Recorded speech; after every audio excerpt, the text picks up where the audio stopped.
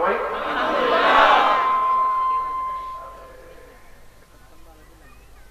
যখন কোনো দিনই মজলিসের আয়োজন করবেন সবচেয়ে জরুরি হচ্ছে সাউন্ড সিস্টেমটা ভালো থাকা।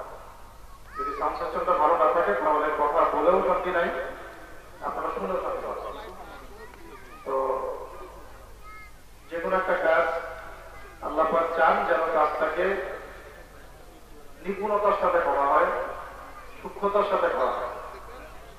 ইসলামী মুসলমানদের যে কোনো কাজ হবে নিপুণতার সাথে, সূক্ষ্মতার সাথে, ঠিক আছে? অজবরল কাজ করা যাবে না। আল্লাহ পাক আমাদের বোঝার তৌফিক দান করেন। এখন দীর্ঘ সময় আলোচনা শুনেছেন, আমরাও ঢাকা থেকে সফর করে আসছি, লম্বা সফর। সবকিছু মিলিয়ে আমরা সংক্ষিপ্ত সময়ের মধ্যে কিছু মৌলিক কথা, মূল কয়েকটা পয়েন্ট আপনাদের সাথে আলোচনা করবো ইনশাআল্লাহ। বাকি যদি কারো কোনো প্রশ্ন থাকে বা জানার থাকে কোনো বিষয়, লিখিত আকারে, চিরকুটে লিখিত আকারে আমাদের ভাইদের কাছে এখনই জমা দিয়ে ফেলেন ইনশাআল্লাহ। এসব নামাজ কয়টায়? এসব নামাজ কয়টায় আপনাদের এখানে? 7:30, 8:30, 7:30। আজকে না হয় একটু দেরি করে পড়ি নাকি? ঠিক আছে। পাশে কি মসজিদ আছে? আবার কি এখন দিবে নাকি? আবার কিন্তু 7টা পরে।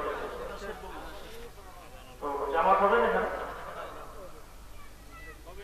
মসজিদে জামাত যদি হয় তাহলে জামাতের সময় যদি আমরা আলোচনা চালিয়ে যাই তাহলে কেমন হবে?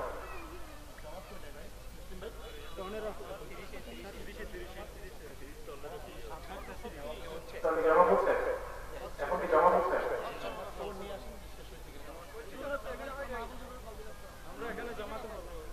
আপনার পরে সমস্যা নাই, আমাদের কথার কারণে জামাতের সমস্যা হলে তো ডিস্টার্ব হলে সমস্যা আছে। আমাদের আলোচনার কারণে নামাজে ডিস্টার্ব হলে তো সমস্যা আছে। নামাজ কি হচ্ছে কিনা একটু বলতে রাখবেন, নাকি পরে আমরা একসাথে বলবো?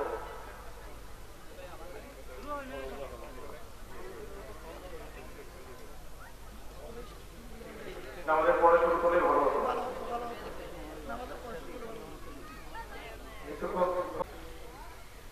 আলোচনার আসলে অনেক কিছু আছে, সবকিছু একদিনে আলোচনা করা যায় না, আর সব আলোচনা সবাই বুঝবেন না। যে আলোচনাটুকু আমাদের সবার বুঝে আসবে বলে আমি মনে করছি এতটুকু আলোচনা করার চেষ্টা করছি। আল্লাহ বোঝার তৌফিক দান করেন। প্রথম কথা হচ্ছে, আমাদের একজন রব আছেন কি নাই? সেই রবের পরিচয় আমরা সবাই জানি কিনা? আমাদের রবের নাম কি? আমাদের রব আল্লাহ রাব্বুল আলামিন সবচেয়ে বেশি অপছন্দ করেন, ঘৃণা করেন একটা পাপ, তার নাম কি? এখন শিরকের সরাসরি আমাদের চারপাশে আছে কি নাই?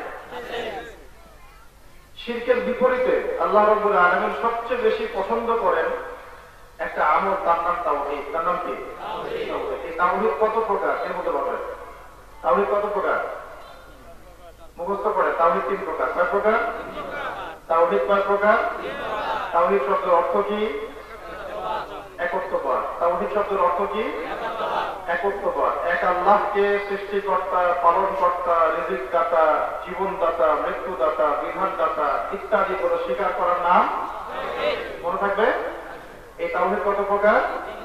3 প্রকার। তাওহীদে রুবুবিয়্যাহ, তাওহীদে রুবুবিয়্যাহ।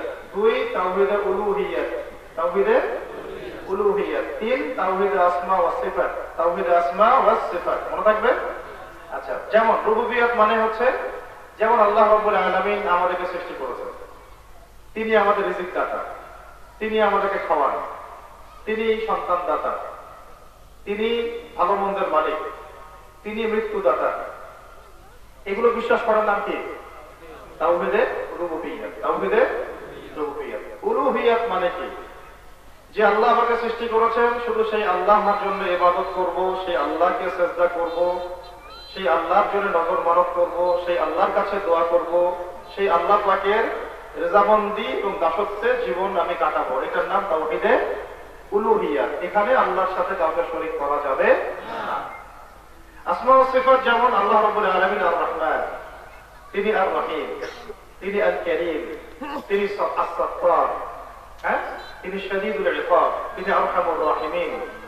এই যে আল্লাহ রাব্বুল আলামিনের আসমা ও সিফাত গুণগুলো আছে, আল্লাহ পাকের যে গুণাবলীগুলো আছে, এগুলোর প্রতি বিশ্বাস স্থাপন করাটাই হচ্ছে তাওহীদের আসমা ও সিফাত। মনে থাকবে ইনশাআল্লাহ। আর এই তাওহীদের উপরে যদি কোনো ব্যক্তি আমল করে, ইনশাআল্লাহ তাআলা তার আমল যদি কমও হয়, আকীদা বিশুদ্ধ থাকার কারণে সে জান্নাতে যাবে ইনশাআল্লাহ। আবার বলছি, এই তাওহীদ যদি মানুষের ঠিক থাকে, আমল যদি কমও হয়, ইনশাআল্লাহ তাআলা সেই ব্যক্তি একদিন না একদিন জান্নাতে যাবে। আর যদি এই তাওহীদের মধ্যে গলত থাকে, তাওহীদের আপনারা কনসেপ্ট বুঝবেন কিনা, তাওহীদের এই চিন্তা বা আদর্শ বা দর্শনে যদি গলত থাকে, ভুল থাকে, তাওহীদের সাথে শিরকের মিশ্রণ থাকে, তাহলে যত আমলই করুক না কেন জান্নাতে যেতে পারবে না। মানে তাওহীদ থাকলে জান্নাত, তাওহীদ না থাকলে জাহান্নাম। তাওহীদের বিপরীত শব্দ হলো শিরক। তাওহীদের বিপরীত শব্দ কি? শিরক। যেমন এই শিরকও তিন ভাবে হয়। কয়ভাবে? তাওহীদের রুবুবিয়্যাতের ক্ষেত্রে শিরক হয়, তাওহীদের উলুহিয়্যাতের ক্ষেত্রে শিরক হয়, তাওহীদের আসমা সিফাতের ক্ষেত্রেও মানুষ শিরক করে। আবার অন্যভাবে বললে চিন্তার মধ্যে শিরক হয়, আমলের মধ্যে শিরক হয়, কথার মধ্যে শিরক হয়। কি বললাম? চিন্তার মধ্যে শিরক হয়, কাজের মধ্যে শিরক হয়, কথার মধ্যে শিরক হয়। যেমন চিন্তার মধ্যে শিরক কেমন? কেউ যদি চিন্তা করে বা কেউ যদি মনে করে যে এই মহাবিশ্ব আল্লাহ সৃষ্টি করেন নাই, এমনি এমনি সৃষ্টি হয়েছে, ওই যে বলে না অনেকে বিগ ব্যাং থেকে সৃষ্টি হয়েছে, নাস্তিকরা বলে না, এটা হলো চিন্তার মধ্যে কি? শিরক। চিন্তার মধ্যে কেউ চিন্তা করে যদি যে আল্লাহ আমাকে সন্তান দেন না, অমুক বাবার দরবারে গিয়ে চেষ্টা করলেই সন্তান পাওয়া যাবে, তাহলে কি হবে? এটা চিন্তার মধ্যে শিরক। কেউ যদি মনে করে যে আল্লাহর বিধান আল্লাহর জমিনে কায়েম করার প্রয়োজন নেই, এই বিধানগুলো ওই যুগে চলবে, এই যুগে চলে না, এরকম চিন্তা করলে এটা হবে কি? চিন্তার মধ্যে শিরক। ইবাদতের মধ্যে কেমন করে শিরক হয়? যেমন কেউ আল্লাহকে সিজদা না করে কবরে সিজদা করলো, আল্লাহকে সিজদা না করে কোথায় করলো? কবরে। কি হবে এটা? সিজদা কার প্রাপ্য? এটা যদি আল্লাহকে না দিয়ে মৃত মানুষকে দেয়, কি হবে? তাহলে শিরক হবে। একইভাবে দোয়া করতে হবে কার কাছে? কেউ যদি কবরের কাছে দোয়া করে, কবরে শায়িত ব্যক্তির কাছে চায়, তাহলে কি হবে? শিরক হবে। নজর মানত করতে হয় কার জন্য? আল্লাহর জন্য মানত করতে হয়, আল্লাহর জন্য নজর করতে হয়। কুরবানি করি কার জন্য? কেউ যদি জিনের জন্য কুরবানি করে, কবিরাজের জন্য কুরবানি করে, মৃত মানুষের জন্য কুরবানি করে, গাছের জন্য কুরবানি করে, চন্দ্র সূর্যের যদি পূজা করে, কি হবে? ঠিক এখন আমাদের সমাজে যে যত মূর্তি পূজাগুলো হচ্ছে, এখানে ওখানে বিভিন্ন জায়গায়, এগুলো সবই হচ্ছে কি? এখন শিরকের এই পাপ যে আদম সন্তানের আমলনামায় থাকবে, সে আদম সন্তান জান্নাতে যেতে পারবে না। যদি তওবা করে ফিরে আসে, ফিরে এসে তাওহীদের উপর সাক্ষ্য দেয়, বাকি জিন্দেগি তাওহীদের উপর কাটায়, তাহলে আল্লাহ চাইলে তার আগের সমস্ত গুনাহ মাফ করবে।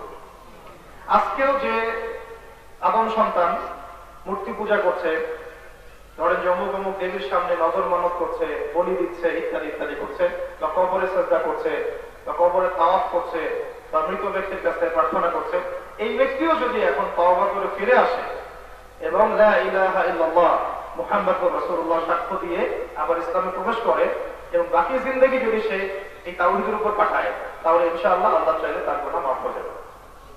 কিন্তু যদি এই অবস্থায় এই মানুষগুলো মৃত্যু হয়ে যায়, কোরআন এবং সুন্নাহ থেকে সাব্যস্ত, এই মানুষগুলো জান্নাতে যেতে পারবে না, বরং চিরস্থায়ী তারা জাহান্নামে থাকবে। চিরস্থায়ী, ওখান থেকে বের হওয়ার কোনো সুযোগ থাকবে না। আল্লাহ পাক সূরা নিসার মধ্যে বলেছেন, ইন্নাল্লাহা লা ইয়াগফিরু আন ইউশরাকা বিহি, আল্লাহ পাক তার সাথে শিরকের গুনাহ মাফ করেন না। কে বলেছেন? তওবা করলে আল্লাহ মাফ করবেন, তওবা না করলে আল্লাহ পাক তার সাথে শিরকের গুনাহ মাফ করেন না। ইন্নাল্লাহা লা ইয়াগফিরু আন ইউশরাকা বিহি ওয়া ইয়াগফিরু মা দুনা যালিকা লিমান ইয়াশা।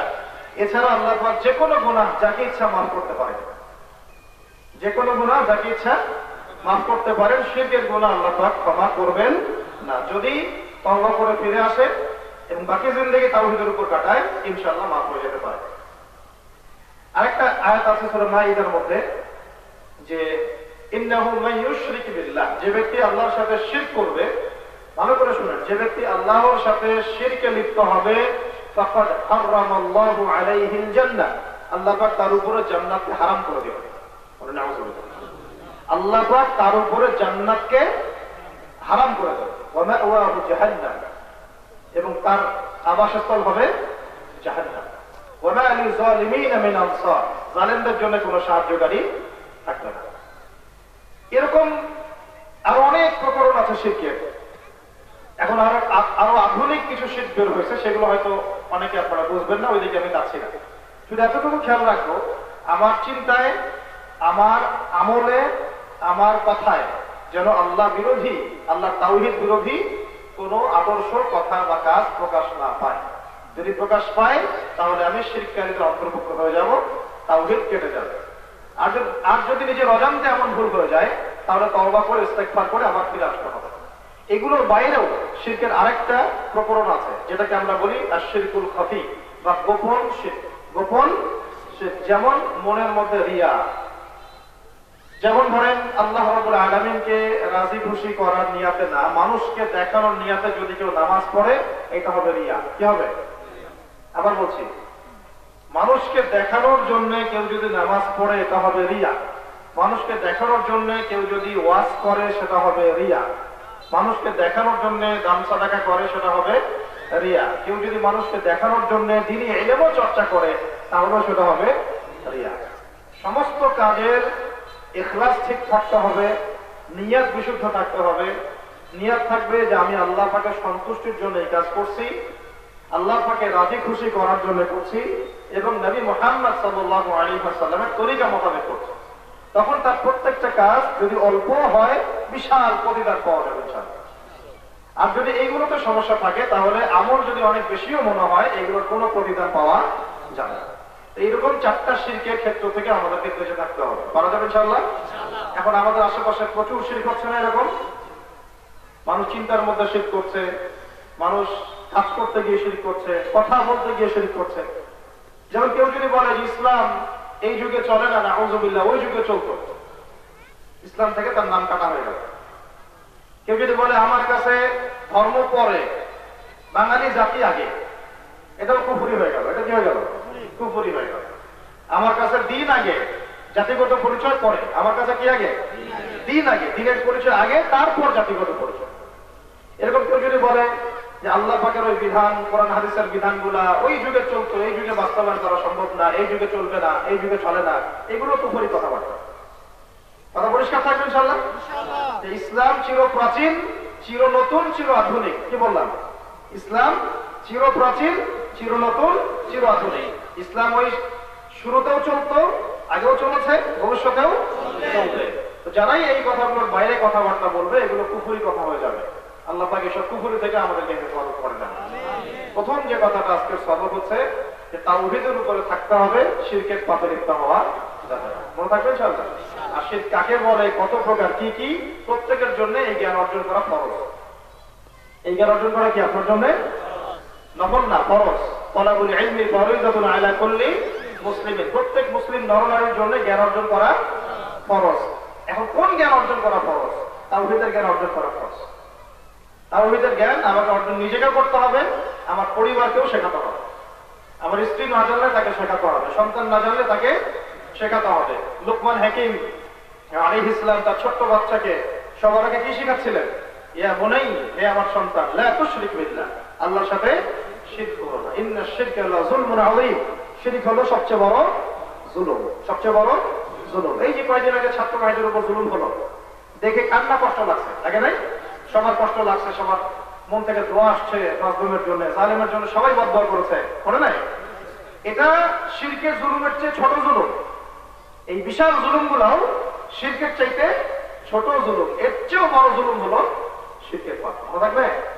তাহলে এই জুলুম দেখলেই যদি আমাদের এত ক্রোধ জাগে, এত খারাপ লাগে, আমরা জীবন দেওয়ার জন্য প্রস্তুত হয়ে যাই, তাহলে আল্লাহ পাকের দৃষ্টিতে সবচেয়ে বড় জুলুম হলো শিরক। ওই শিরকের কি শাস্তি হবে এটা বুঝে পারে।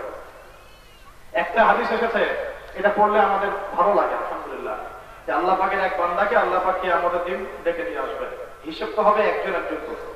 কেমন করে হিসেব হবে? একজন একজন করে, একজন একজন একজন একজন করে আসবে, একসাথে অনেক মানুষ যাবে না। আল্লাহ পাক এবং বান্দার মাঝখানে কোনো দোভাষী থাকবে না, মানে ভাষা ট্রান্সলেট করার জন্য কেউ থাকবে না। আপনাদের ভাষা তো আমি বুঝি না, আমার ভাষা হয়তো আপনি কিছুটা বুঝতে পারতেছেন, আপনাদের ভাষা কিন্তু আমি বুঝি না। তো ওইখানে ভাষা ট্রান্সলেট করার কোনো সুযোগ নাই। আল্লাহ পাকের সাথে বান্দার সরাসরি কথাবার্তা হবে। এক বান্দাকে আল্লাহ ডেকে বলবেন, এই যে তোমার পাপ, এগুলো কি তুমি অস্বীকার করতে পারো? বান্দা বলবে যে না ইয়া আল্লাহ, আমি তো পাপ অস্বীকার করতে পারছি না। তার আমল নামা 99টা পাপের নথি বের হবে। এই যে এখন দুর্নীতির নথি বের হচ্ছে না, দুর্নীতির, করাপশনের, হ্যাঁ, হত্যা, গোপন ভিডিও, আয়না ঘরের ভিডিও সব বেরোচ্ছে না আস্তে আস্তে। এরকম সত্য বের হয়ে যাবে কি আমাদের মাঠে। এখন যা বের হয়েছে এটা তো হয়তো 10% 20% বের হয় নাই, বাকি সব বের হবে কোন দিনে? ইয়াউমুল কিয়ামা ইনশাআল্লাহ তাআলা। আমি ভাবি ওই দিন এই জালেমদের কি হবে। আজকে না হয় জবানের দাপট দিয়ে, অর্থের দাপট দিয়ে অন্যকে হাত করে নিয়ে পার পেয়ে যাচ্ছে, দেশ থেকে পালায় যাচ্ছে, তাই না? অনেক ফাঁক ফকর বের হয়ে যাচ্ছে, কিন্তু কিয়ামতের মাঠে কি হবে অবস্থা? ওই দিন এক বান্দার নথি বের হবে 99টা পাপের নথি। কয়টা? আর এক একটা নথির প্রশস্ততা হচ্ছে দৃষ্টির সীমা যতদূর পর্যন্ত যায় অতদূর পর্যন্ত পাপ দেখা যাচ্ছে। শেষে বান্দা ধরে নিবে যে আজকে তো আমার আর কোনো উপায় নাই, আজকে জাহান্নাম ছাড়া আমার কোনো গতি নাই। আল্লাহ রাব্বুল আলামিন বলবেন, দাঁড়াও, তোমার একটা নেকি আছে আমার কাছে গচ্ছিত, আর আজকে কারো প্রতি জুলুম করা হবে না। তো সেই বান্দা মনে করবে, হাদিসে আসছে এইভাবে, সেই বান্দা মনে করবে একটা নেকি দিয়ে আমার আর কি করবে, এত বিশাল পাপের নথি আমার, একটা নেকি দিয়ে আমার আর কি মিলবে। তো এখন ওই একটা যে নেকির নথি, এটা মিজানের পাল্লায় রাখা হবে। বাকি পাল্লায় কিন্তু 99টা নথি আছে, পাপের নথি, এই পাল্লায় রাখা হবে একটা নথি। ওই নথির মধ্যে চিরকুটের মধ্যে লেখা, চিরকুট, ওর মধ্যে লেখা আছে যে ওই বান্দা সাক্ষ্য দিয়েছে, মন থেকে সাক্ষ্য দিয়েছে, কারোর সাথে আল্লাহকে শরীক করে না। সে বলেছে আশহাদু আল্লা ইলাহা ইল্লাল্লাহ ওয়াহদাহু লা শারীকা লাহু ওয়া আশহাদু আন্না মুহাম্মাদান আবদুহু ওয়া রাসূলুহু।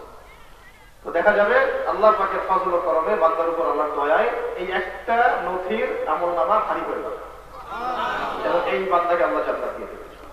বুঝাইতে চাইলাম যে তাওহীদের গুরুত্ব কত বেশি। তাওহীদ বুঝে যদি কেউ জীবন পরিচালিত করে, শিরক থেকে বিরত থাকে, অন্য পাপের অনেক নথি থাকলেও আল্লাহ চাইলে মাফ করে দেবেন। কিন্তু তাওহীদ থাকতে হবে। আর এই তাওহীদের উপর এখন সবচেয়ে বেশি আগ্রাসন চলতেছে। মানুষ চিন্তার মধ্যে শিরক করছে, কত রকম চিন্তা। কেউ বলছে যে এখনকার প্রচলিত গণতান্ত্রিক পদ্ধতি ছাড়া অন্য কোনো পদ্ধতিতে ইসলাম কায়েম করা যাবে না, সম্ভব না, অনেকে মনে করে। এটাও পশ্চিমাদের দাসত্ব হচ্ছে। কেউ যদি মনে করে সব ধর্মই সমান, হিন্দু ধর্ম যা, বৌদ্ধও তাই, খ্রিস্টানও তাই, নাউজুবিল্লাহ, ইসলামও তাই, সব ধর্ম সমান, এটাকে মানব ধর্ম বলা হয়, তাহলে এটাও শিরক হয়ে যাবে, সেও মুশরিক হয়ে যাবে। কেউ যদি মনে করে যে ইসলামের এই বিধানগুলো খুব মৌলবাদী বিধান, এই যুগে চলে না, আগের যুগে হয়তো চলতো, এও কুফরি কথাবার্তা বলে ফেলে। কেউ যদি মনে করো যে সমাজে সুদ চলতেছে, এই সুদের বাইরে আবার কোনো অপশন আছে নাকি, সুদ ছাড়া কি চলা যায়, এরকম চিন্তা থাকলে এটাও আল্লাহর বিধানকে অস্বীকার করা হবে।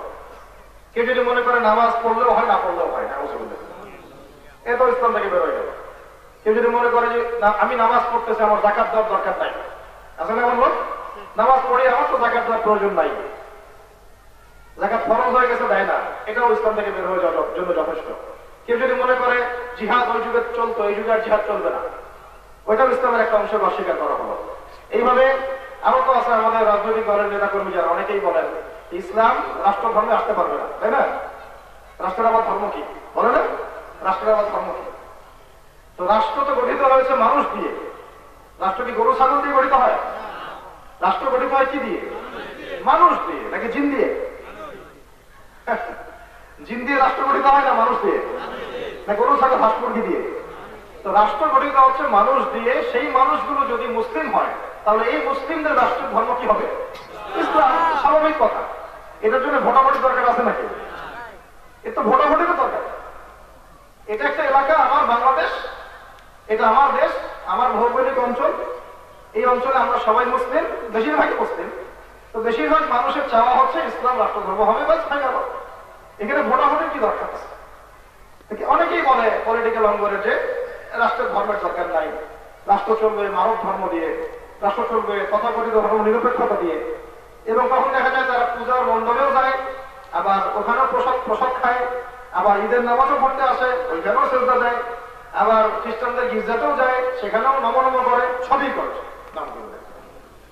যেহেতু তার নিজস্ব কোনো পরিচয় নাই, নিজের শেকড় থেকে বের হয়ে গেছে, এই কারণে এগুলো শিরকের মধ্যে অন্তর্ভুক্ত হয়ে যাবে। কারণ সেই ব্যক্তি, ওই যে বললাম, মৃত্যুর পরে জাহান্নাম ছাড়া গতি নেই।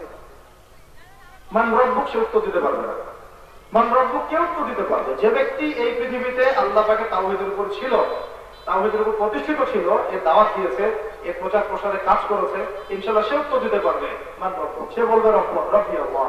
কি বলবে? রব্বি আল্লাহ। মা দীনুক, কে উত্তর দিতে পারবে? যে ব্যক্তি দ্বীনকে পরিপূর্ণরূপে বিশ্বাস করে এবং দ্বীনের পরিপূর্ণ বিধানের উপর আমলের চেষ্টা করে এবং সেই দ্বীন প্রচার প্রসারে কাজ করে, ইনশাআল্লাহ সে ব্যক্তি উত্তর দিতে পারবে, হ্যাঁ, দ্বীন আল ইসলাম, দ্বীনিয়াল ইসলাম।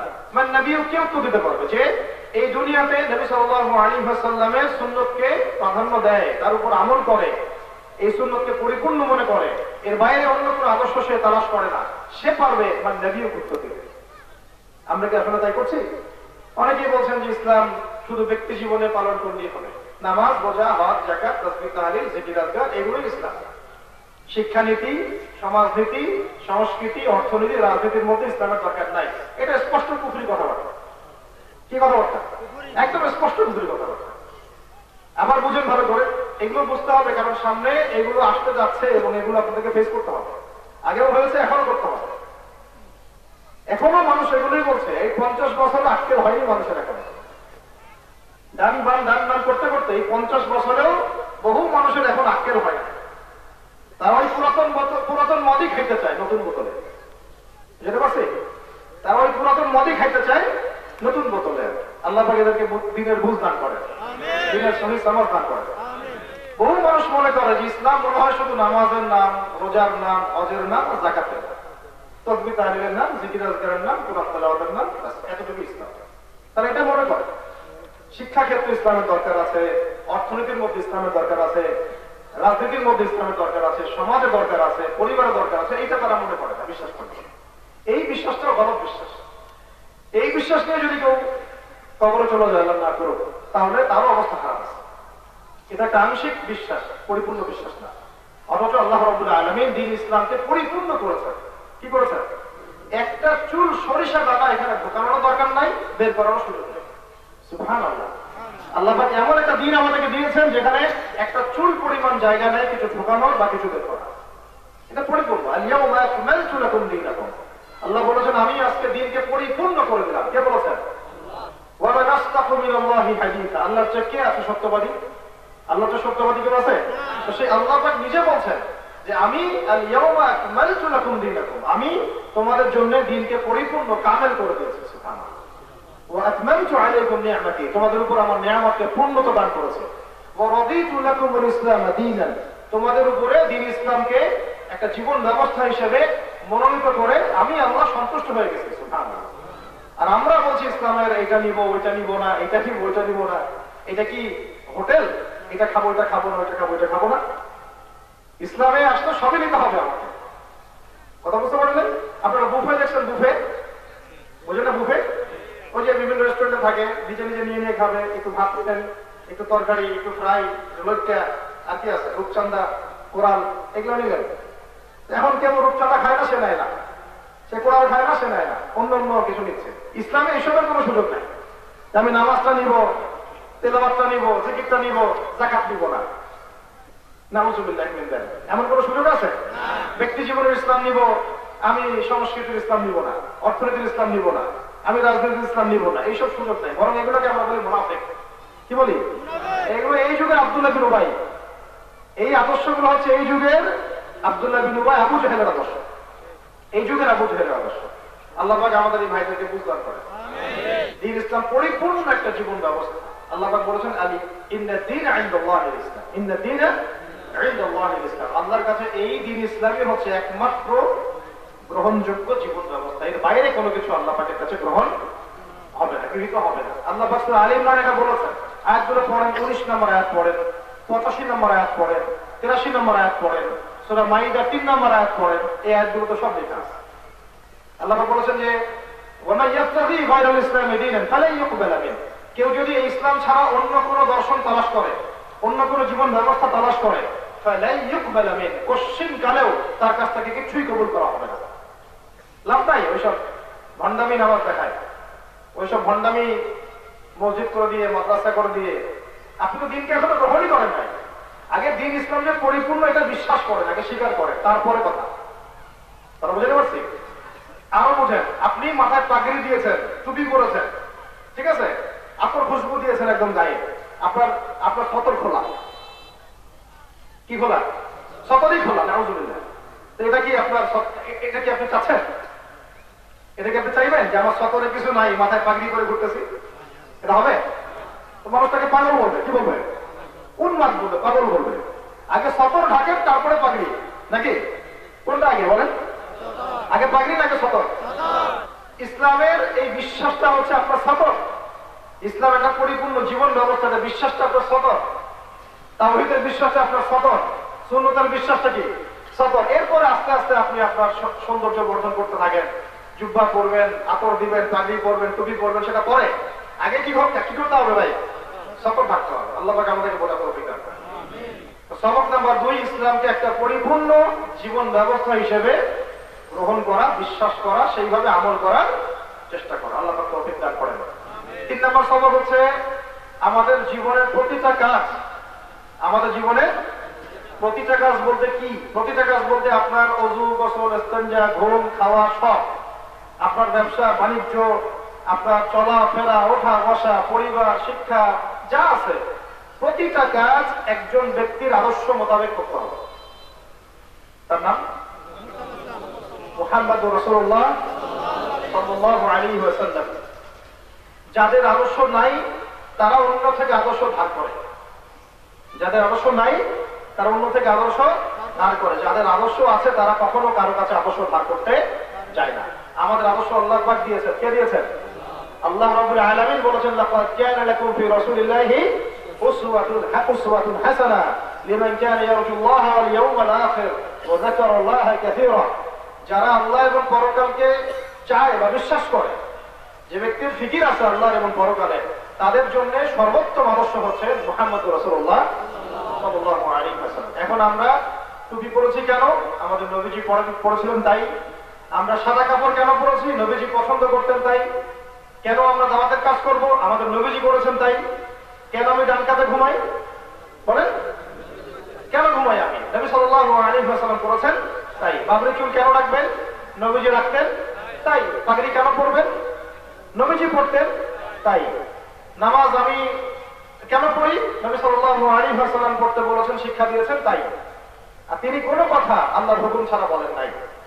তিনি কোনো কথা আল্লাহর হুকুম ছাড়া বলেন নাই। ওয়া মা ইয়ানতিকু আনিল হাওয়া ইন হুয়া ইল্লা ওয়াহয়ুন ইউহা। সূরা নজমে আছে যে তিনি নিজের মন গড়া কোনো কথা বলতেন না, বরং তিনি তাই বলতেন যা তার কাছে ওহী করা হতো। সুবহানাল্লাহ। তো এখন আমি পরিবার কেন গঠন করি? আমাদের নবীর সুন্নাত তাই। সন্তান কেন নিব? নবীর সুন্নাত তাই। বিয়ে শাদী কেন করব? নবীজি করেছেন তাই। ব্যবসা বাণিজ্য কেন করি? হালাল কেন খাবো? কারণ তিনি হালাল খেতে বলেছেন তাই। একইভাবে আমি রাজনীতি কেন করব? রাষ্ট্র কেন চালাবো? রাষ্ট্রের ফিকির কেন করবো? একটা ইসলামী রাষ্ট্রের ফিকির আমরা কেন করব? কারণ নবীজি মদিনা রাষ্ট্র কায়েম করেছিলেন তাই। ওইটাও একটা বড় ইবাদত হবে ইনশাআল্লাহ। ওটা ইবাদত না? নাকি শুধু মেসওয়াক করাই ইবাদত? শুধু কি কাপড় দেওয়াই ইবাদত? শুধু কি পাগড়ি পরাই ইবাদত? আমার পরিবার, সমাজ, অর্থনীতি, রাজনীতি এগুলো ইবাদত না? এই জায়গাটাই আমাদের অনেক ভাইরা বুঝেন না। এখন সবাইকে তো সব কাজ করতে হবে না। যাকে আল্লাহ পাক যেই পর্যন্ত নিয়ে যাবেন তার উপর তখন ফরজ হয়ে যাবে ওই সুন্নতের উপর আমল করা। এখন আমাদেরকে হয়তো আল্লাহ পাক সেই জায়গায় নিয়ে যান নাই, কিন্তু যদি আল্লাহ পাক নিয়ে যান তাহলে আমাদের উপরেও দায়িত্ব হবে ইসলামী রাষ্ট্র কায়েম করা। আমরা বুঝতে পারছি? আর না নিয়ে গেলে আমরা যে হাতে হাত গুটিয়ে বসে থাকবো এমনও না, বরং আমাদেরকে দাওয়াত, ইসলাহ, তারবিয়া, তাসকিয়া, আমর বিল মারুফ, নাহি আনিল মুনকার এর মধ্য দিয়ে একটা ইসলামী পরিবেশ এবং সমাজ গঠনের চেষ্টা করতে হবে। কারণ ইসলাম একা একা পালন করার দিন নয়। একা একা যদি আমরা দিন পালন করতে চাই তাহলে আমার ঘরে জাহাজাত ঢুকে যাবে, আমি ঠেকাতে পারবো না। আর যদি আমরা সবাই মিলে হাতে হাত মিলিয়ে একটা ইসলামী সমাজ বিনির্মাণ করতে চাই, সেই জন্য মেহনত করি, দেখবেন ইনশাআল্লাহ আস্তে আস্তে রাষ্ট্র পরিবর্তন হয়ে গেছে। ঠিক আছে? এখন প্রশ্ন একটা, এই 3টা সবকের পরে যে আপনারা আমরা কি চাই যে একটা ইসলামী রাষ্ট্র কায়েম হোক? সত্যি চান না চান না? কথায় তো জোর পাচ্ছি না। সত্যি চান তো? আচ্ছা, এটা নিশ্চয়ই আকাশ থেকে পড়বে টবাস করে, জমিন থেকে বের হয়ে যাবে। এটার জন্য কি করা দরকার? কিছু কাজ আছে না নাই? কিছু কাজ কি করা দরকার আছে না নাই? আচ্ছা, ইসরায়েল একটা রাষ্ট্র গঠন করছে না, তাই না? ইহুদিরা করছে কিনা? আচ্ছা, ওই রাষ্ট্রটা তারা কি ইসলামিক অনুশাসনে করেছে না জুলুমের অনুশাসনে করছে? ওরা যদি জুলুম করে ওদের আদর্শ প্রতিষ্ঠা করতে পারে, তাহলে আমরা মুসলমানরা ইনসাফের সাথে আমাদের রাষ্ট্র করতে পারবো না? আমাদের কিছু কাজ আছে, কাজগুলো করা যাবে। প্রথম কাজ হচ্ছে দ্বীনের ইলম অর্জন করা। প্রথম কাজ কি? দ্বীনের ইলম অর্জন করা। বে-ইলম অবস্থা দিয়ে আপনি রাষ্ট্র কায়েম করতে পারবেন না, ইলম লাগবেই। যদি ইলম না থাকে তখন রাষ্ট্র কায়েম করা তো বহু দূরের কথা, আপনি ব্যক্তি জীবনকেও সংস্কার করতে পারবেন, নিজেকেই সংস্কার করতে পারবে না, ঠিক করতে পারবে না, রাষ্ট্র তো বহু দূর পারবে। 2 নম্বর হচ্ছে যে ইলম অনুযায়ী আমল করতে হবে, ইলম অনুযায়ী আমল করতে হবে। আল্লাহ করার তৌফিক দান করেন। আমল করার জন্য একজন ব্যক্তি আদর্শ, তিনি কে? মুহাম্মদ সাল্লাল্লাহু আলাইহি ওয়াসাল্লাম। 3টা শর্ত মেনে চলবো। কয়টা? 1, আমলটা করব আল্লাহর জন্য, আমলটা করব অন্য কোন উদ্দেশ্য থাকবে না, এটা ইখলাস, একদম ইখলাস, আল্লাহর প্রতি ঠিক থাকতে হবে। 2, আমলের নিয়ত বিশুদ্ধ থাকবে, নিয়ত বিশুদ্ধ থাকবে, আমি আল্লাহর কাছে পুরস্কার পাওয়ার আশায় আমল করছি, আল্লাহর শাস্তি থেকে বাঁচার আশায় আমল করছি। 3 থাকবে, সেই আমলটা আপনাকে করতে হবে মুহাম্মদ সাল্লাল্লাহু আলাইহি ওয়াসাল্লামের তরিকা মোতাবেক। মনে থাকবে ইনশাআল্লাহ। এর বাইরে আরো একটা শর্ত আছে যেটা খুবই জরুরি, 4 নম্বর, সেটা হলো আমল করার জন্য আমার পোশাক, আমার খাবার, আমার রক্ত, মাংস, চামড়া সব হালাল হতে হবে।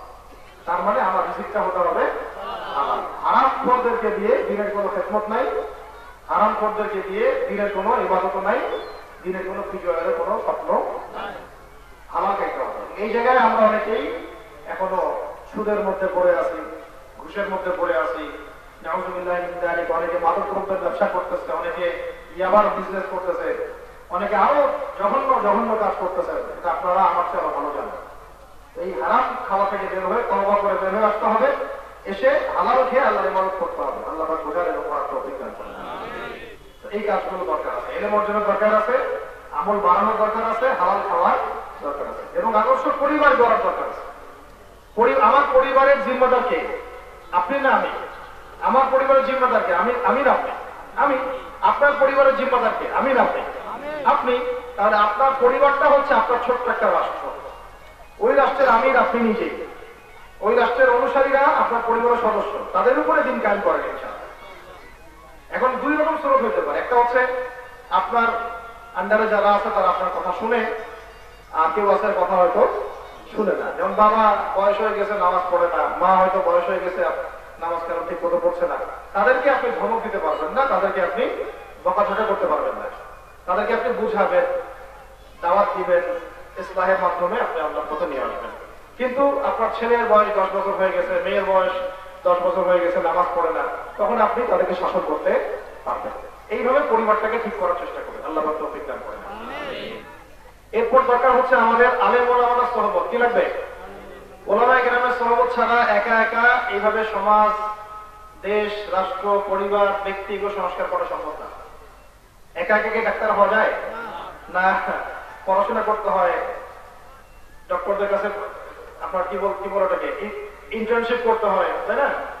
তারপর প্র্যাকটিস করতে হয়, তারপরে গিয়ে একজন ভালো চেম্বার দিতে পারে। একা একা কেউ ডক্টর হয়ে যায়? এই জন্য ওলামায়ে কেরামদের সহবত ছাড়া কেউ একা একা আলেমও হইতে পারবে না, তালেব ইলমও হইতে পারবে না। এই কারণে ওলামায়ে কেরামদের সাথে থাকতে হবে। আল্লাহ পাক এই কথা বোঝার তৌফিক দান করেন। তারপরে ওলামায়ে কেরামদের মতো যারা মুহাক্কিক তাদেরকে ধরে রাখা, মাথার উপরে মুরব্বী রাখা, মাথার উপরে মুরব্বী আলেমদেরকে রাখা, এবং ওলামায়ে কেরামদের জামাআর সাথে ঐক্যবদ্ধভাবে থাকা। যখন ওলামায়ে কেরামগণ দ্বীনের জন্য, সমাজের জন্য, দেশের জন্য কোনো পদক্ষেপ নেবেন, তখন তাদের সাথে থেকে তাদের হাতকে শক্তিশালী করার চেষ্টা করা। এই কাজগুলো আপনাদের উপর বর্তাবে।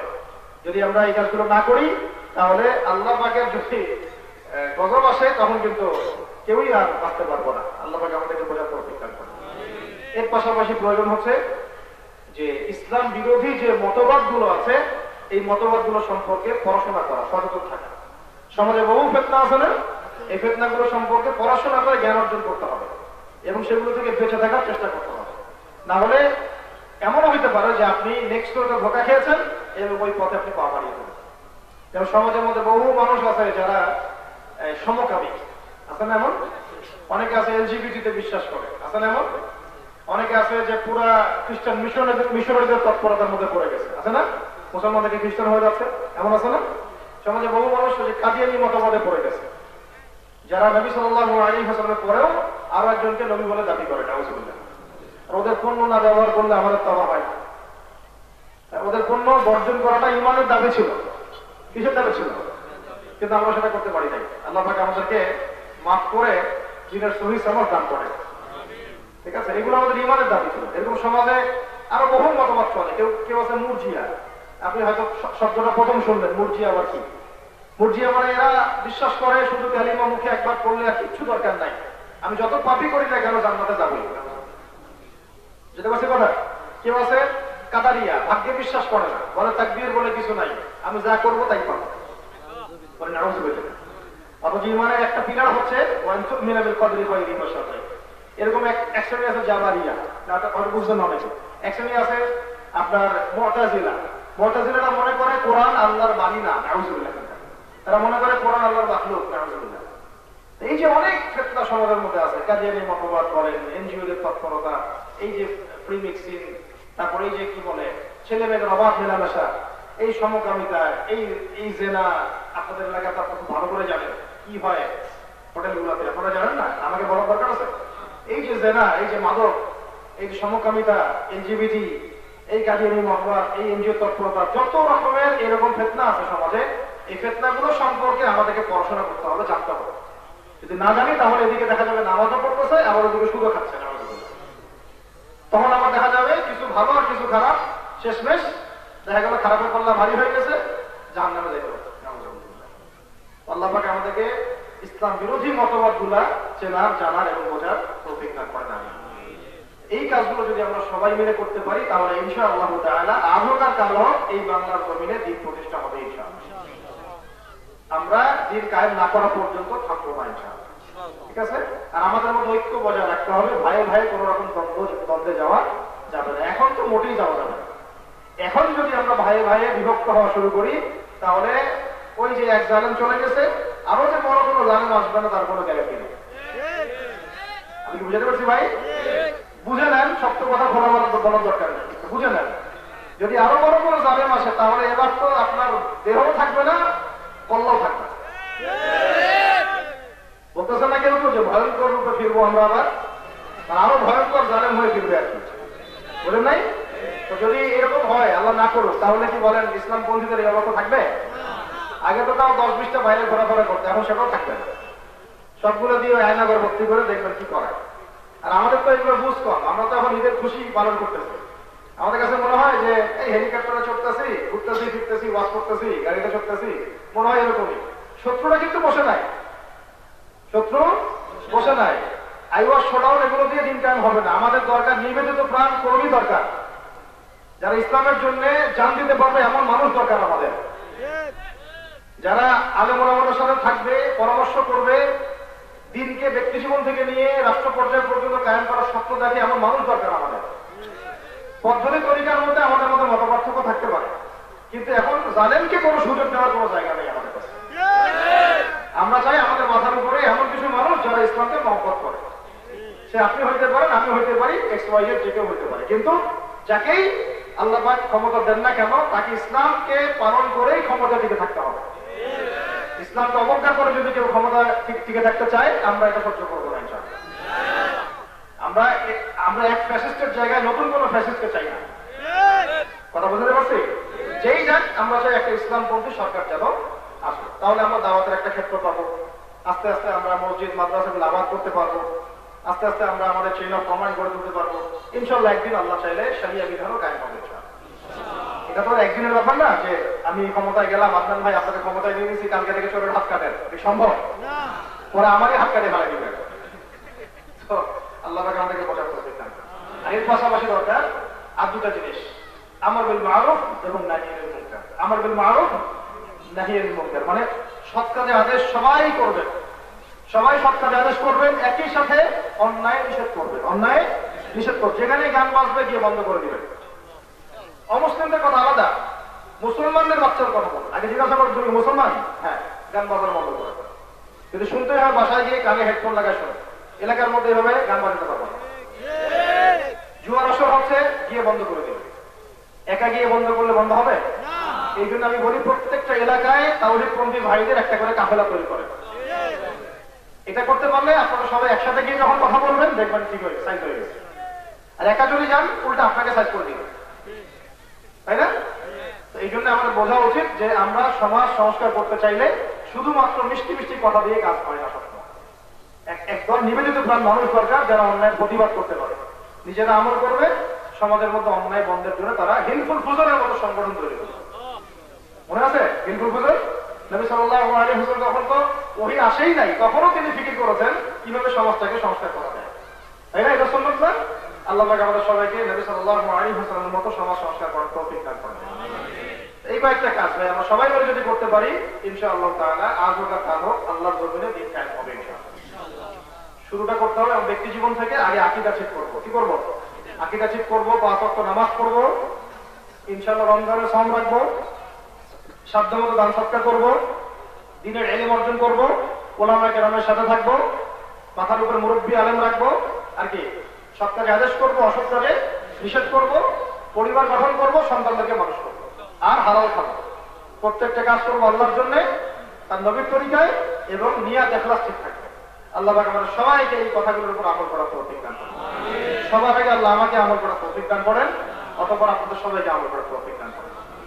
আজকে আমার হাতে কিছু প্রশ্ন আছে, প্রশ্ন উত্তরগুলো দিয়ে আমি শেষ করতেছি ইনশাআল্লাহ। এক ভাই প্রশ্ন করেছেন যে ইসলামে ফুটবল খেলা দেখার জায়েজ কি না জায়েজ, বিধান কি? খেলাধুলার একটা শরীয়ী মূলনীতি হচ্ছে সেই খেলাগুলো শরীয়ত সম্মত, যে খেলাগুলো খেললে পরে শরীরের রাষ্ট্রের সম্মত। তো রাষ্ট্র তো গঠিত হয়েছে মানুষ দিয়ে। রাষ্ট্র কি গরু ছাগল দিয়ে গঠিত হয়? রাষ্ট্র গঠিত হয় কি দিয়ে? মানুষ দিয়ে, নাকি জিন দিয়ে? জিন দিয়ে রাষ্ট্র গঠিত হয় না মানুষ দিয়ে? না গরু ছাগল হাঁস মুরগি দিয়ে? তো রাষ্ট্র গঠিত হচ্ছে মানুষ দিয়ে। সেই মানুষগুলো যদি মুসলিম হয় তাহলে এই মুসলিমদের রাষ্ট্রের ধর্ম কি হবে? ইসলাম। স্বাভাবিক কথা। এটার জন্য ভোটাভুটি দরকার আছে নাকি? এর তো ভোটাভুটিরও দরকার। এটা একটা এলাকা, আমার বাংলাদেশ, এটা আমার দেশ, আমার ভৌগোলিক অঞ্চল। এই অঞ্চলে আমরা সবাই মুসলিম, বেশিরভাগই মুসলিম। তো বেশিরভাগ মানুষের চাওয়া হচ্ছে ইসলাম রাষ্ট্র ধর্ম হবে, বাস হয়ে গেল। এখানে ভোটাভুটির কি দরকার আছে? অনেকেই বলে পলিটিক্যাল অঙ্গনে যে রাষ্ট্রের ধর্মের দরকার নাই, রাষ্ট্র চলবে মানব ধর্ম দিয়ে, রাষ্ট্র চলবে তথাকথিত ধর্ম নিরপেক্ষতা দিয়ে। এবং তখন দেখা যায় তারা পূজার মণ্ডপেও যায়, আবার ওখানেও প্রসাদ খায়, আবার ঈদের নামাজও পড়তে আসে, ওইখানেও সেজদা দেয়, আবার খ্রিস্টানদের গির্জাতেও যায়, সেখানেও নমনম করে, সবই করে। যেহেতু তার নিজস্ব কোনো পরিচয় নাই, নিজের শেকড় থেকে বের হয়ে গেছে, এই কারণে এগুলো শিরকের মতো অন্তর্ভুক্ত হয়ে যাবে। কারণ সেই ব্যক্তি, ওই যে বললাম, মৃত্যুর পরে জাহান্নাম ছাড়া গতি নেই। মান রব্বুক, সে উত্তর দিতে পারবে না। মান রব্বুক কে উত্তর দিতে পারবে? যে ব্যক্তি এই পৃথিবীতে আল্লাহ পাকের তাওহীদের উপর ছিল, তাওহীদের উপর প্রতিষ্ঠিত ছিল, এর দাওয়াত দিয়েছে, এর প্রচার প্রসারে কাজ করেছে, ইনশাআল্লাহ সে উত্তর দিতে পারবে মান রব্বুক। সে বলবে রব্বি আল্লাহ। কি বলবে? রব্বি আল্লাহ। মা দীনুক, কে উত্তর দিতে পারবে? যে ব্যক্তি দ্বীনকে পরিপূর্ণরূপে বিশ্বাস করে এবং দ্বীনের পরিপূর্ণ বিধানের উপর আমলের চেষ্টা করে এবং সেই দ্বীন প্রচার প্রসারে কাজ করে, ইনশাআল্লাহ সে ব্যক্তি উত্তর দিতে পারবে হ্যাঁ দ্বীন আল ইসলাম, দ্বীন আল ইসলাম। মান নবী কে উত্তর দিতে পারবে? যে এই দুনিয়াতে নবী সাল্লাল্লাহু আলাইহি ওয়াসাল্লামের সুন্নতকে প্রাধান্য দেয়, তার উপর আমল করে, এই সুন্নতকে পরিপূর্ণ মনে করে, এর বাইরে অন্য কোনো আদর্শ সে তালাশ করে না, সে পারবে মান নবী উত্তর দিতে। আমরা কি আসলে তাই করছি? অনেকেই বলছেন যে ইসলাম শুধু ব্যক্তি জীবনে পালন করলেই হবে, নামাজ, রোজা, হজ, যাকাত, তাসবিহ, তাহলিল, জিকির, আজকার, এগুলোই ইসলাম। শিক্ষানীতি, সমাজনীতি, সংস্কৃতি, অর্থনীতি, রাজনীতির মধ্যে ইসলামের দরকার নাই। এটা স্পষ্ট কুফরি কথাবার্তা। কি কথাবার্তা? একদম স্পষ্ট কুফরি কথাবার্তা। আবার বুঝেন ভালো করে, এগুলো বুঝতে হবে, কারণ সামনে এগুলো আসতে যাচ্ছে এবং এগুলো আপনাদেরকে ফেস করতে হবে। আগেও হয়েছে, এখনো করতে হবে। এখনো মানুষ এগুলোই বলছে। এই 50 বছর আজকের হয়নি মানুষের। এখন দান বান করতে করতে এই 50 বছরেও বহু মানুষের এখন আক্কেল হয় না। তারা ওই পুরাতন মদই খাইতে চায় নতুন বোতলে, যেতে পারছি? তারা ওই পুরাতন মদই খাইতে চায়, নতুন বোতলে আল্লাহ পাক এদেরকে দিনের বুঝ দান করেন, দিনের সহি সমর্থ দান করেন। বহু মানুষ মনে করে যে ইসলাম মনে হয় শুধু নামাজের নাম, রোজার নাম, হজের নাম আর যাকাতের নাম, তাসবিহ তাহলিলের নাম, জিকির আজকারের নাম, কুরআন তেলাওয়াতের নাম, এতটুকু ইসলাম। তারা এটা মনে করে। শিক্ষা ক্ষেত্রে ইসলামের দরকার আছে, অর্থনীতির মধ্যে ইসলামের দরকার আছে, রাজনীতির মধ্যে ইসলামের দরকার আছে, সমাজের দরকার আছে, পরিবারের দরকার আছে, এইটা তারা মনে করে না, বিশ্বাস করে। এই বিশ্বাসটা গলত বিশ্বাস। এই বিশ্বাস নিয়ে যদি কেউ কবরে চলে যায় না করুক, তাহলে তারও অবস্থা খারাপ আছে। এটা একটা আংশিক বিশ্বাস, পরিপূর্ণ বিশ্বাস না। অথচ আল্লাহ রাব্বুল আলামিন দ্বীন ইসলামকে পরিপূর্ণ করেছেন। কি করেছেন? একটা চুল সরিষা দানা এখানে ঢোকানোর দরকার নাই, বের করার সুযোগ নেই। সুবহানাল্লাহ। আল্লাহ পাক এমন একটা দিন আমাদেরকে দিয়েছেন যেখানে একটা চুল পরিমাণ জায়গা নেই কিছু ঢোকানোর বা কিছু বের করার। এটা পরিপূর্ণ। আল-ইয়াওমা আকমালতু লাকুম দীনাকুম। আল্লাহ বলেছেন আমি আজকে দিনকে পরিপূর্ণ করে দিলাম। কে বলেছেন? ওয়া মান আসতাকু মিনাল্লাহি হাদীসা। আল্লাহর চেয়ে কে আছে সত্যবাদী? আল্লাহ তো সত্যবাদী কেউ আছে? তো সেই আল্লাহ পাক নিজে বলছেন যে আমি আল-ইয়াওমা আকমালতু লাকুম দীনাকুম, আমি তোমাদের জন্য দিনকে পরিপূর্ণ কামেল করে দিয়েছি। সুবহানাল্লাহ। ওয়া আতমামতু আলাইকুম নি'মাতি, তোমাদের উপর আমার নিয়ামতকে পূর্ণতা দান করেছে। ওয়া রাদিতু লাকুমুল ইসলাম দীনান, তোমাদের উপরে দ্বীন ইসলামকে একটা জীবন ব্যবস্থা হিসেবে মনোনীত করে আমি আল্লাহ সন্তুষ্ট হয়ে গেছি। সুবহানাল্লাহ। আর আমরা বলছি ইসলামের এটা নিব, ওইটা নিব না, এটা নিব, ওইটা নিব না। এটা কি হোটেল? এটা খাবো, এটা খাবো না, ওইটা খাবো, এটা খাবো না। ইসলামে আসলে সবই নিতে হবে আমাকে। কথা বুঝতে পারলেন? আপনারা বুফে দেখছেন, বুফে বুঝলেন না? বুফে ওই যে বিভিন্ন রেস্টুরেন্টে থাকে, নিজে নিজে নিয়ে নিয়ে খাবে, একটু ভাত দিতেন, একটু তরকারি, একটু ফ্রাই, লইট্টা, আর কি আছে, রূপচান্দা, কোরাল, এগুলো নিলেন। এখন কেউ রূপচাঁদা খায় না, সে নেয় না, সে কোরআন খায় না, সে নেয় না, অন্য অন্য কিছু নিচ্ছে। ইসলামে এসবের কোনো সুযোগ নাই। আমি নামাজটা নিব, তেলাওয়াতটা নিব, জিকিরটা নিব, যাকাত নিব না। নাউযুবিল্লাহি মিন যালিক। এমন কোনো সুযোগ আছে? ব্যক্তি জীবনের ইসলাম নিব, আমি সংস্কৃতির ইসলাম নিব না, অর্থনীতির ইসলাম নিব না, আমি রাজনীতির ইসলাম নিব না, এইসব সুযোগ নাই। বরং এগুলোকে আমরা বলি মুনাফিক। কি বলি? এগুলো এই যুগের আব্দুল্লাহ বিন উবাই। এই আদর্শগুলো হচ্ছে এই যুগের আব্দুল্লাহ বিন উবাই, আবু জাহেলের আদর্শ। এই যুগের আবু জাহেলের আদর্শ। আল্লাহ পাক আমাদের এই ভাইদেরকে বুঝদান করে। দ্বীন ইসলাম পরিপূর্ণ একটা জীবন ব্যবস্থা। আল্লাহ পাক বলেছেন আলী ইন্না দ্বীন ইনদাল্লাহিল ইসলাম, ইন্না দ্বীন ইনদাল্লাহিল ইসলাম। আল্লাহর কাছে এই দ্বীন ইসলামই হচ্ছে একমাত্র গ্রহণযোগ্য জীবন ব্যবস্থা। এর বাইরে কোনো কিছু আল্লাহ পাকের কাছে গ্রহণ হবে না, গৃহীত হবে না। আল্লাহ পাক সূরা আলী ইমরান এটা বলেছেন। আয়াতগুলো পড়েন, 19 নম্বর আয়াত পড়েন, 85 নম্বর আয়াত পড়েন, 83 নম্বর আয়াত পড়েন, সূরা মাইদা 3 নম্বর আয়াত পড়েন। এই আয়াতগুলো তো সব লেখা আছে। আল্লাহ পাক বলেছেন যে ওয়া মান ইয়াবতাগি গায়রাল ইসলামি দীনান ফালান ইউকবালা মিন। কেউ যদি এই ইসলাম ছাড়া অন্য কোনো দর্শন তালাশ করে, অন্য কোনো জীবন ব্যবস্থা তালাশ করে, ফালান ইউকবালা মিন, কোশ্চিন কালেও তার কাছ থেকে কিছুই কবুল করা হবে না। লাভ নাই ওইসব ভণ্ডামি নামাজ দেখায়, ওইসব ভণ্ডামি মসজিদ করে দিয়ে, মাদ্রাসা করে দিয়ে। আপনি তো দিনকে এখনো গ্রহণই করেন নাই। আগে দিন ইসলাম যে পরিপূর্ণ এটা বিশ্বাস করেন, আগে স্বীকার করেন, তারপরে কথা। তারা বুঝতে পারছি? আরো বুঝেন, আপনি মাথায় পাগড়ি দিয়েছেন, টুপি পরেছেন, ঠিক আছে, আপনার খুশবু দিয়েছেন একদম গায়ে, আপনার আপনার সতর খোলা। কি খোলা? সতরই খোলা। নাউযুবিল্লাহ। এটা কি আপনার, এটা কি আপনি চাচ্ছেন? এটা কি আপনি চাইবেন যে আমার সতরে কিছু নাই, মাথায় পাগড়ি করে ঘুরতেছি? এটা হবে? তো মানুষটাকে পাগল বলবে। কি বলবে? উন্মাদ বলবে, পাগল বলবে। আগে সতর ঢাকেন, তারপরে পাগড়ি, নাকি? কোনটা আগে বলেন? আগে পাগড়ি নাকি সতর? ইসলামের এই বিশ্বাসটা হচ্ছে আপনার সতর। ইসলাম একটা পরিপূর্ণ জীবন ব্যবস্থা, বিশ্বাসটা আপনার সতর। তাওহীদের বিশ্বাসটা আপনার সতর। সুন্নতের বিশ্বাসটা কি? সতর। এরপরে আস্তে আস্তে আপনি আপনার সৌন্দর্য বর্ধন করতে থাকেন। জুব্বা পরবেন, আতর দিবেন, পাগড়ি পরবেন, টুপি পরবেন, সেটা পরে। আগে কি করতে হবে ভাই? সতর থাকতে হবে। আল্লাহ পাক আমাদেরকে বলা তৌফিক দান করেন।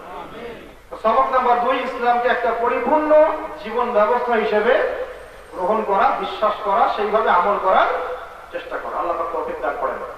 3 নম্বর সবক হচ্ছে আমাদের জীবনের প্রতিটা কাজ, আমাদের জীবনের প্রতিটা কাজ বলতে কি? প্রতিটা কাজ বলতে আপনার ওযু, গোসল, ইস্তেঞ্জা, ঘুম, খাওয়া, সব, আপনার ব্যবসা বাণিজ্য, আপনার চলাফেরা, ওঠা বসা, পরিবার, শিক্ষা, যা আছে, প্রতিটা কাজ একজন ব্যক্তির আদর্শ মোতাবেক করতে হবে। তার নাম মুহাম্মদুর রাসূলুল্লাহ সাল্লাল্লাহু আলাইহি ওয়াসাল্লাম। যাদের আদর্শ নাই তারা অন্য থেকে আদর্শ ধার করে, যাদের আদর্শ নাই তারা অন্য থেকে আদর্শ ধার করে, যাদের আদর্শ আছে তারা কখনো কারো কাছে আদর্শ ধার করতে যায় না। আমাদের আদর্শ আল্লাহ পাক দিয়েছেন। কে দিয়েছেন? আল্লাহ রাব্বুল আলামিন বলেছেন, লাকাদ কানা লাকুম ফি রাসূলিল্লাহি উসওয়াতুন হাসানা লিমান কানা ইয়ারজুল্লাহ ওয়াল ইয়াউমাল আখির ওয়া যাকারাল্লাহা কাসীরা।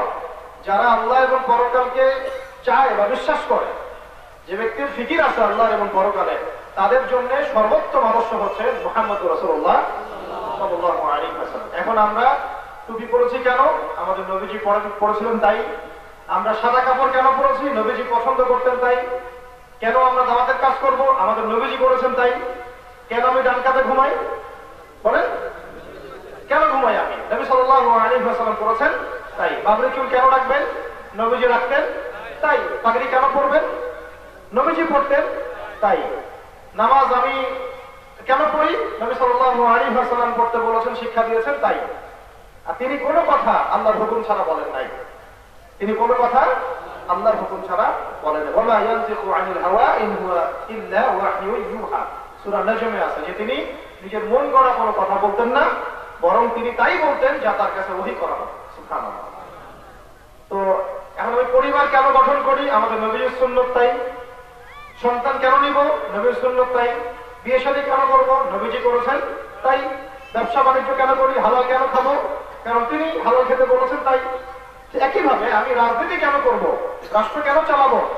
রাষ্ট্রের ফিকির কেন করবো? একটা ইসলামী রাষ্ট্রের ফিকির আমরা কেন করব? কারণ নবীজি মদিনা রাষ্ট্র কায়েম করেছিলেন তাই। ওইটাও একটা বড় ইবাদত হবে ইনশাআল্লাহ।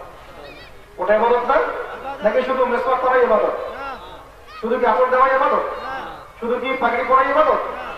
আমার পরিবার, সমাজ, অর্থনীতি, রাজনীতি এগুলো ইবাদত না? এই জায়গাটাই আমাদের অনেক ভাইরা বুঝে না। এখন সবাইকে তো সব কাজ করতে হবে না। যাকে আল্লাহ পাক যেই পর্যন্ত নিয়ে যাবেন তার উপর তখন ফরজ হয়ে যাবে ওই সুন্নতের উপর আমল করা। এখন আমাদেরকে হয়তো আল্লাহ পাক সেই জায়গায় নিয়ে যান নাই, কিন্তু যদি আল্লাহ পাক নিয়ে যান তাহলে আমাদের উপরেও দায়িত্ব হবে ইসলামী রাষ্ট্র কায়েম করা। কথা বুঝতে পারছি? আর না নিয়ে গেলে আমরা যে হাতে হাত গুটিয়ে বসে থাকবো এমনও না, বরং আমাদেরকে দাওয়াত, ইসলাহ, তারবিয়া, তাসকিয়া, আমর বিল মারুফ, নাহি আনিল মুনকার এর মধ্য দিয়ে একটা ইসলামী পরিবেশ এবং সমাজ গঠনের চেষ্টা করতে হবে। কারণ ইসলাম একা একা পালন করার দিন নয়। একা একা যদি আমরা দিন পালন করতে চাই তাহলে আমার ঘরে জাহালাত ঢুকে যাবে, আমি ঠেকাতে পারবো না। আর যদি আমরা সবাই মিলে হাতে হাত মিলিয়ে একটা ইসলামী সমাজ বিনির্মাণ করতে চাই, সেই জন্য মেহনত করি, দেখবেন ইনশাআল্লাহ আস্তে আস্তে রাষ্ট্র পরিবর্তন হয়ে যাচ্ছে। ঠিক আছে? এখন প্রশ্ন একটা, এই তিনটা সবকের পরে যে আপনারা আমরা কি চাই যে একটা ইসলামী রাষ্ট্র কায়েম হোক? সত্যি চান না? চান না? কথায় তো জোর পাচ্ছি না। সত্যি চান তো? আচ্ছা, এটা নিশ্চয়ই আকাশ থেকে পড়বে টবাস করে, জমিন থেকে বের হয়ে যাবে। এটার জন্য কি করা দরকার? কিছু কাজ আছে না? নাই? কিছু কাজ কি করা দরকার আছে না? নাই? আচ্ছা, ইসরায়েল একটা রাষ্ট্র গঠন করছে না, তাই না? ইহুদিরা করছে কিনা? আচ্ছা, ওই রাষ্ট্রটা তারা কি ইসলামিক অনুশাসনে করেছে না জুলুমের অনুশাসনে করছে? ওরা যদি জুলুম করে ওদের আদর্শ প্রতিষ্ঠা করতে পারে, তাহলে আমরা মুসলমানরা ইনসাফের সাথে আমাদের রাষ্ট্র করতে পারবো না? আমাদের কিছু কাজ আছে, কাজগুলো করা যাবে। প্রথম কাজ হচ্ছে দ্বীনের ইলম অর্জন করা। প্রথম কাজ কি? দ্বীনের ইলম অর্জন করা। বে-ইলম অবস্থা দিয়ে আপনি রাষ্ট্র কায়েম করতে পারবেন না, ইলম লাগবেই। যদি ইলম না থাকে তখন রাষ্ট্র কায়েম করা তো বহু দূরের কথা, আপনি ব্যক্তি জীবনকেও সংস্কার করতে পারবেন, নিজেকেই সংস্কার করতে পারবে না, ঠিক করতে পারবে না, রাষ্ট্র তো বহু দূর পারবে। দুই নম্বর হচ্ছে যে ইলম অনুযায়ী আমল করতে হবে। ইলম অনুযায়ী আমল করতে হবে। আল্লাহ করার তৌফিক দান করেন। আমল করার জন্য একজন ব্যক্তি আদর্শ, তিনি কে? মুহাম্মদ সাল্লাল্লাহু আলাইহি ওয়াসাল্লাম। তিনটা শর্ত মেনে চলবো। কয়টা? এক, আমলটা করবো আল্লাহর জন্য। আমলটা করবো, অন্য কোন উদ্দেশ্য থাকবে না, এটা ইখলাস। একদম ইখলাস, আল্লাহর প্রতি ঠিক থাকতে হবে। দুই, আমলের নিয়ত বিশুদ্ধ থাকবে। নিয়ত বিশুদ্ধ থাকবে, আমি আল্লাহর কাছে পুরস্কার পাওয়ার আশায় আমল করছি, আল্লাহর শাস্তি থেকে বাঁচার আশায় আমল করছি। তিন, থাকবে সেই আমলটা আপনাকে করতে হবে মুহাম্মদ সাল্লাল্লাহু আলাইহি ওয়াসাল্লামের তরিকা মোতাবেক। মনে থাকবে ইনশাআল্লাহ।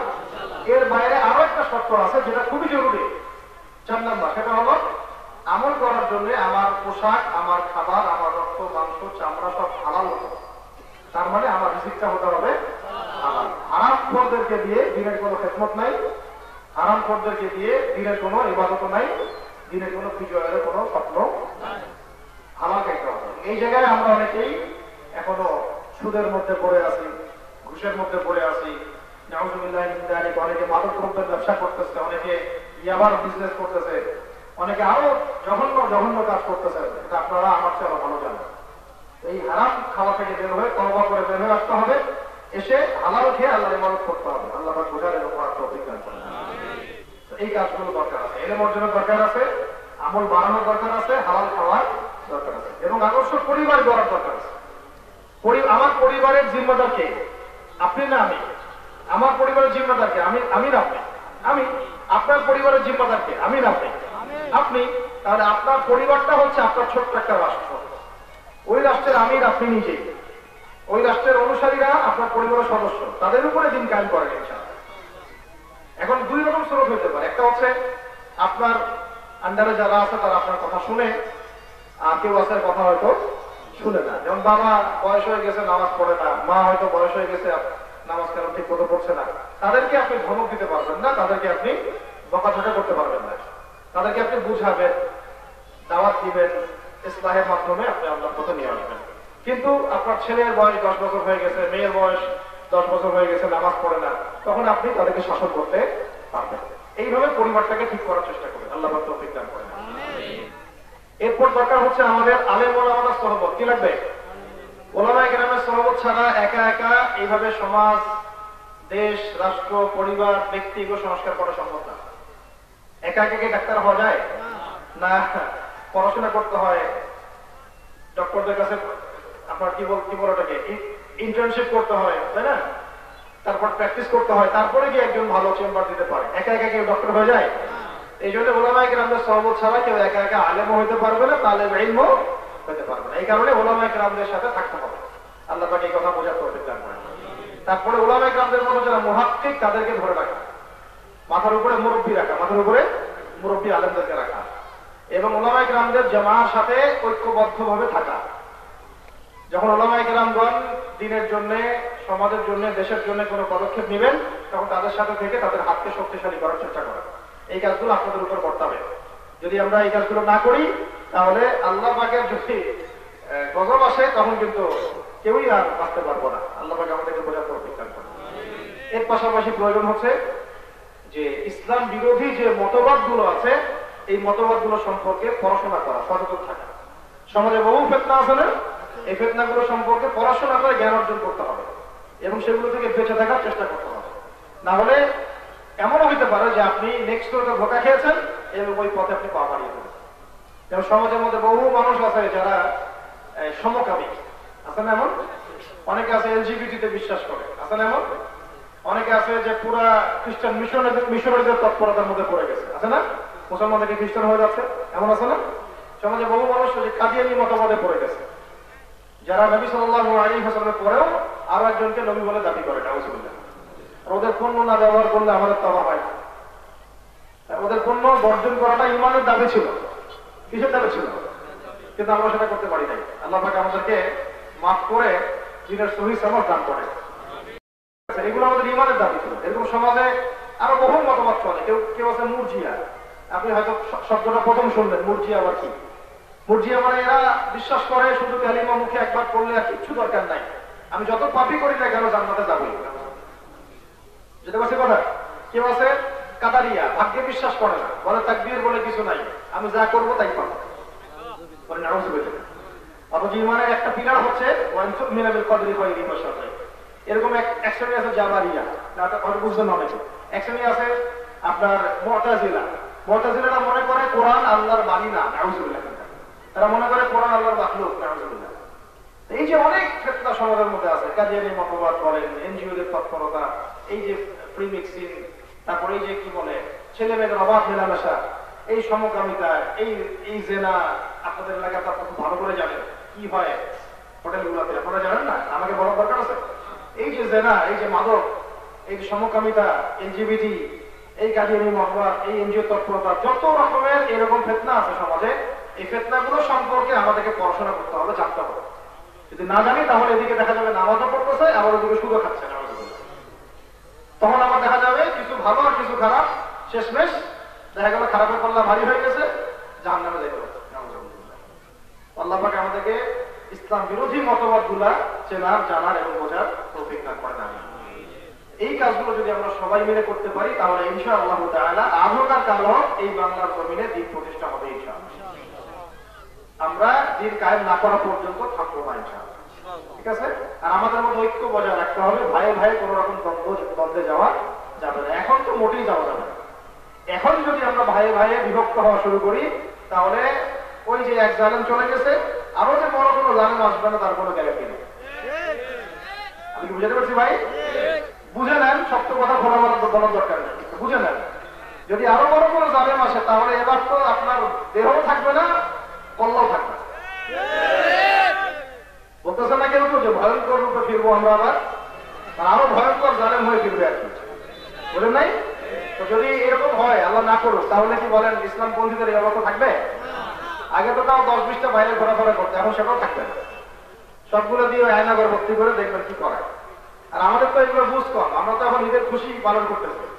আমাদের কাছে মনে হয় যে এই হেলিকপ্টারে চড়তেছি, ঘুরতেছি, ফিরতেছি, ওয়াশ করতেছি, গাড়িতে চড়তেছি, মনে হয় এরকমই। শত্রুরা কিন্তু বসে নাই, শত্রু বসে নাই।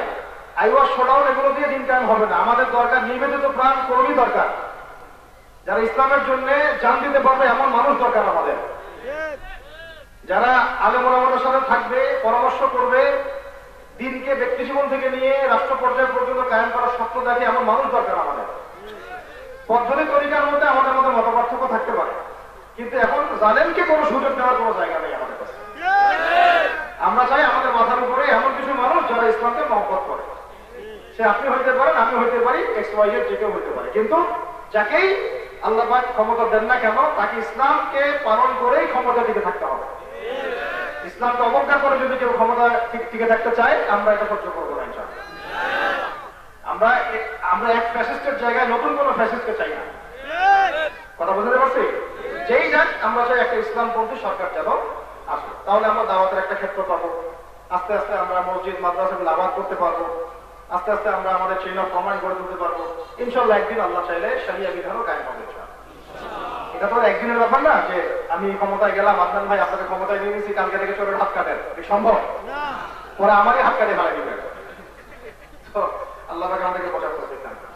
আর এর পাশাপাশি দরকার আর দুটা জিনিস, আমর বিল মারুফ এবং নাহি আনিল মুনকার। আমর বিল মারুফ, নাহি আনিল মুনকার মানে সৎ কাজে আদেশ সবাই করবেন, সবাই সৎ কাজে আদেশ করবেন, একই সাথে অন্যায় নিষেধ করবেন, অন্যায় নিষেধ করবেন। যেখানে গান বাজবে গিয়ে বন্ধ করে দিবেন। অমুসলিমদের কথা আলাদা, মুসলমানদের বাচ্চার কথা বলুন। আগে জিজ্ঞাসা করবেন তুমি মুসলমান? হ্যাঁ, গান বাজানো বন্ধ করে। যদি শুনতে হয় বাসায় গিয়ে কানে হেডফোন লাগায় শোনো, এলাকার মধ্যে এভাবে গান বাজাতে পারবো না। জুয়ার আসর হচ্ছে, গিয়ে বন্ধ করে দেবে। একা গিয়ে বন্ধ করলে বন্ধ হবে?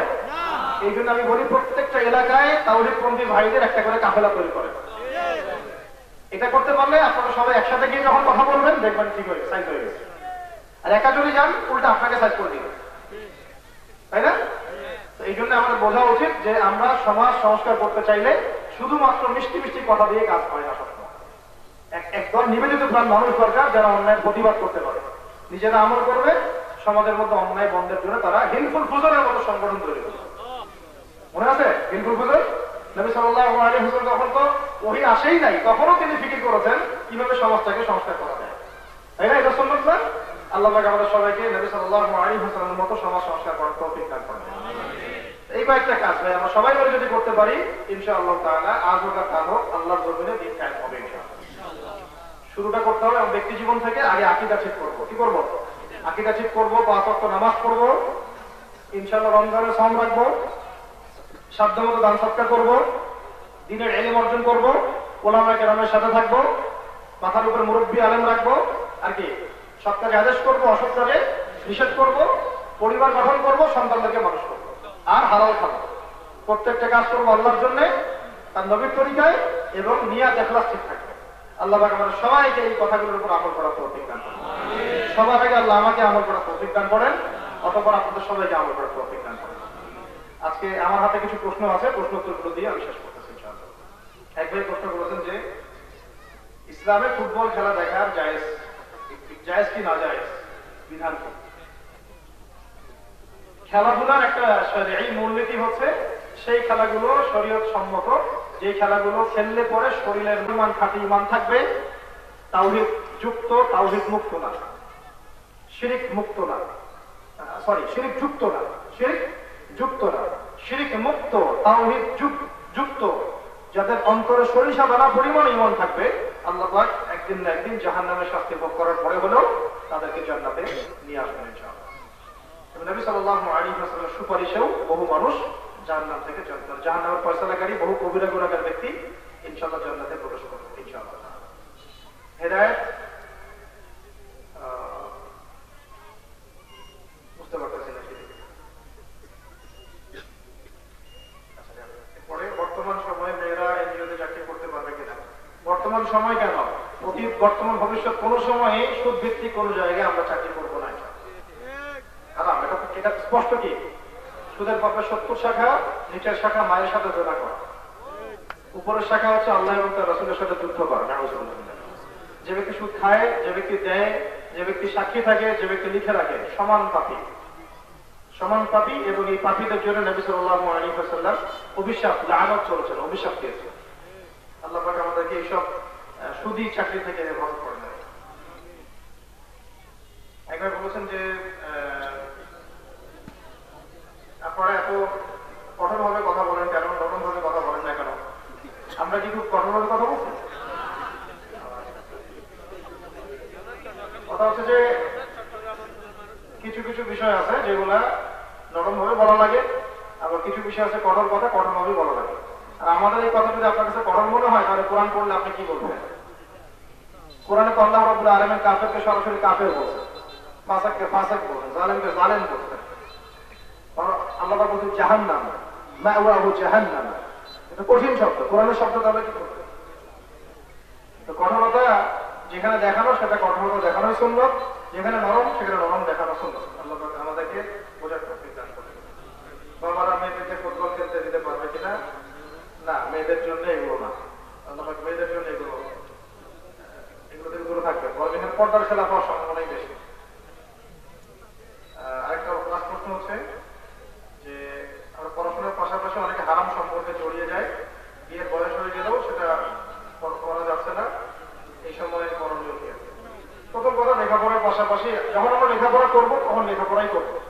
লেখাপড়ার পাশাপাশি যদি আমাদের এরকম বয়স হয়ে যায় বিয়ে শাদী, তাহলে আমাদের পরামর্শ হচ্ছে আপনারা আগে একটা রিজিকের ব্যবস্থা করার চেষ্টা করবেন, একটা রিজিকের, হালাল রিজিকের একটা ব্যবস্থা করার চেষ্টা করবেন। এরপরে আপনারা মেয়ের বাসায় প্রস্তাব পাঠাবেন, বিয়ে করে ফেলবেন। আর বিয়ে যদি জরুরত থাকে, চরিত্র নষ্ট হওয়ার আশঙ্কা থাকে, সেক্ষেত্রে একজন ছেলে তার অভিভাবক হিসাবে যথেষ্ট, ঠিক আছে? আর মেয়েদের ক্ষেত্রে গার্ডিয়ান লাগবে, মেয়েদের ক্ষেত্রে গার্ডিয়ান লাগবে। বিয়ের মধ্য দিয়ে জেনা থেকে বাঁচার চেষ্টা করবেন। আল্লাহ পাক তৌফিক দান করুন। আজকের মতো এটুকু থাক, আমরা এশার ওয়াক্ত চলে যাচ্ছে, আমরা নামাজ পড়ি। আর নামাজের পরে আমাদের পাশে কত কিলো হবে এখান থেকে? আরো প্রায় আরো 40 কিলো দূরে আমাদের একটা এলাকা আছে, ওখানে সময় দিতে হবে। আল্লাহ পাক আমাদের সবাইকে তৌফিক দান করেন। আর শেষ কথা হচ্ছে ভাই, আজকে আলোচনা শোনেন, আজকে আলোচনা যথেষ্ট হয়েছে। মূল বিষয়গুলোর উপর আমল করতে পারবো কিনা ইনশাআল্লাহ? প্রথম কথা হচ্ছে তাওহীদ আমরা ধরে রাখবো ইনশাআল্লাহ, শিরকের পাপে লিপ্ত হবো না ইনশাআল্লাহ, হালাল খাবো, হারামে যাবো না ইনশাআল্লাহ, আমাদের মা বোনদের পর্দায় রাখবো ইনশাআল্লাহ, পরিবার ঠিক করবো ইনশাআল্লাহ। আল্লাহ পাক আমাদেরকে তৌফিক দান করেন। আমরা ইলম অর্জন করবো ইনশাআল্লাহ, উলামায়ে কেরামের সোহবতে থাকবো ইনশাআল্লাহ, সৎ কাজে আদেশ করবো, অসৎ কাজে নিষেধ করবো, আমাদের জানমাল নিয়ে আল্লাহর জমিন, আল্লাহর দ্বীন কায়েমের চেষ্টা করবো ইনশাআল্লাহ। আল্লাহ সবাইকে তৌফিক দান করেন। আমিন। আসসালামু আলাইকুম ওয়া রাহমাতুল্লাহি ওয়া বারাকাতুহু।